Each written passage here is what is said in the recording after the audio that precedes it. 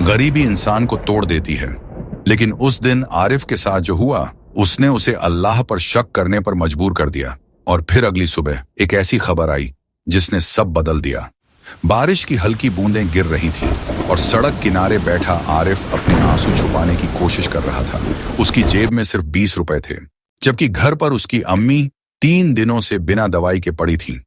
आरिफ ने आसमान की तरफ देखा और कहा, या अल्लाह, मैं हर नमाज पढ़ता हूँ, हर रोज दुआ करता हूँ, फिर भी मेरी जिंदगी इतनी मुश्किल क्यों है? उसकी आवाज कांप रही थी। कभी कभी इंसान दर्द में इतना टूट जाता है कि उसे अपनी किस्मत से नफरत होने लगती है। आरिफ के साथ भी यही हो रहा था। वो सुबह मजदूरी करता, दोपहर में सामान ढोता और रात को होटल में बर्तन साफ करता, लेकिन फिर भी घर में सुकून नहीं था। उस रात जब वो घर पहुंचा तो उसकी अम्मी जोर जोर से खांस रही थी। आरिफ भागकर उनके पास गया। अम्मी, पानी लाऊं? अम्मी ने कमजोर आवाज में कहा, बेटा, दवाई ले आए। ये सुनते ही आरिफ चुप हो गया, क्योंकि उसके पास पैसे नहीं थे। अम्मी सब समझ गईं। उन्होंने मुस्कुराकर कहा, कोई बात नहीं बेटा, जो किस्मत में लिखा है वही होगा। लेकिन इस बार आरिफ टूट चुका था। वो गुस्से में बोला, बस अम्मी, हर बार किस्मत किस्मत। अगर अल्लाह को हमारी फिक्र होती तो आज हम ऐसे नहीं होते। ये सुनकर अम्मी की आंखें भर आईं। उन्होंने सिर्फ इतना कहा, बेटा, अल्लाह देर करता है, अंधेर नहीं। उस रात आरिफ बिना खाना खाए सो गया। अगली सुबह उसे शहर की एक बड़ी दुकान में काम मिल गया। आरिफ खुश था। उसे लगा शायद अब उसकी जिंदगी बदल जाएगी। वो पूरी मेहनत से काम करने लगा। मालिक भी उससे खुश रहने लगा। कुछ दिनों बाद आरिफ ने अम्मी की दवाई भी खरीद ली।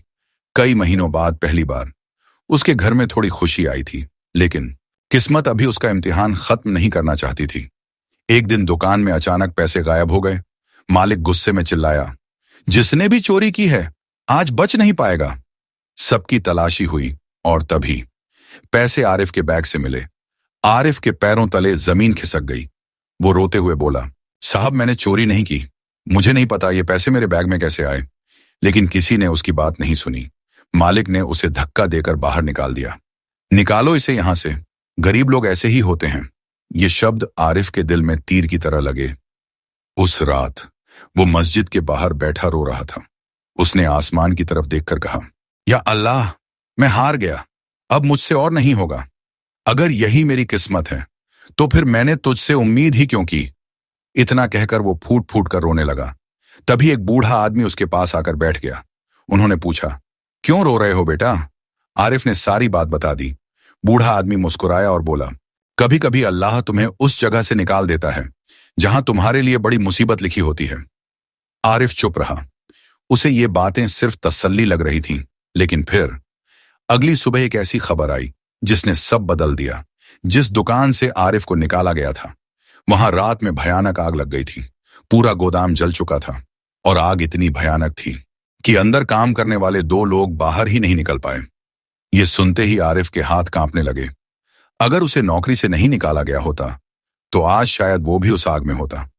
उसकी आंखों से आंसू बहने लगे। उसे अपनी अम्मी की बात याद आई, जो किस्मत में लिखा है वही होगा। उस दिन पहली बार आरिफ समझ गया, हर बार जो चीज हमसे छिनती है वो सजा नहीं होती। कभी कभी अल्लाह हमें बचा रहा होता है और हमें पता भी नहीं चलता। आरिफ तुरंत घर भागा।